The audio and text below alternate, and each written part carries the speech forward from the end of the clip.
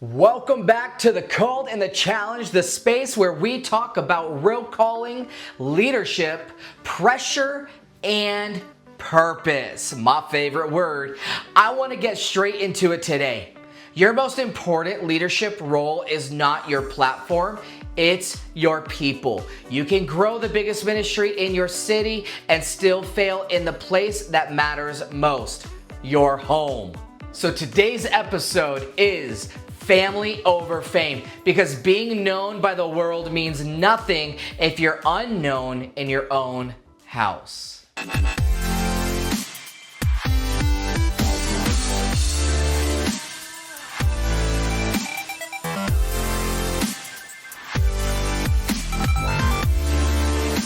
Point number one. Success in public doesn't excuse neglect in private. Let me just say it. It's possible to be faithful to your calling and still fail your family. I've seen it, and maybe you have even lived it. The dad who's always leading others but never present at home. The pastor whose church is thriving but his marriage is starving. The mom who's managing ministry but missing her kids' moments. In 1 Timothy chapter 3, it tells us if a man can't manage his own household, how can he lead God's people? That's not just a checklist for elders, it's a warning for all leaders. And your first ministry is not the church. It's not the church. It's not your audience or your following. Your first ministry is your family. That's something you need to hold very close to you. And when you get to the end of your life, your followers won't be the ones crying at your funeral. Your family will. So let's lead accordingly. Point number two. The pressure to perform can cost you what matters most. You see, friends, we live in a culture that rewards hustle. If you are not consistently producing, you're falling behind. The same mindset has crept into the church as well. More sermons, more events, more videos, more yeses. But what's the cost? We need to reflect on that. Ask yourself, am I building the kingdom while my house is crumbling? Some of us are chasing influence so hard that we are ignoring the people who need us most.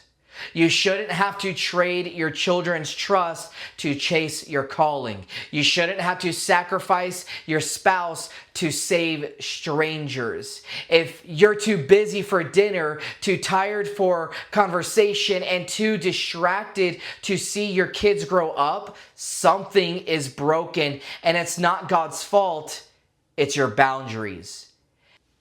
Maybe you're asking me and myself, I'm a lead pastor, I have a family, wife, and 2 boys, so what about me? How do I make it work while producing YouTube or podcasts? Well, here it is. I stay up late. That is what I do. I normally am recording and finish between 9 p.m. to 2 a.m., waking up at my normal time to get on it with regular work and being with my family. Now, let's jump in to point number 3. Boundaries are spiritual, not selfish. I want us to kill the lie right now. Saying no doesn't make you selfish. It makes you wise. God wants us to steward our yeses, and He wants us to steward our no's. Jesus said no to people. Jesus left crowds to rest and pray. So why do we feel guilty setting limits? Every yes has a cost. When you say yes to everything out there, you're unintentionally saying no to something in here. You don't need to be at every event. You don't need to respond even to every request. You do need, however, time with your spouse, space to connect with your kids, and room to breathe and rest in the presence of God.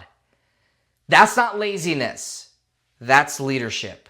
Boundaries don't restrict your calling, they protect your legacy. So can I be honest? There was a season where my ministry schedule was full and my family life was dry. I was preaching powerful sermons, but falling asleep during dinner. I was saying yes to people I barely knew and maybe later to the ones who needed me most. And I had to face that hard truth. If I win on the stage but lose at home, I've lost. That moment changed me. I restructured my time. I learned to say no and to better use my schedule. And more than anything, I remembered my family is not a distraction from ministry. They are my ministry. So as I close, let me ask you these 3 questions.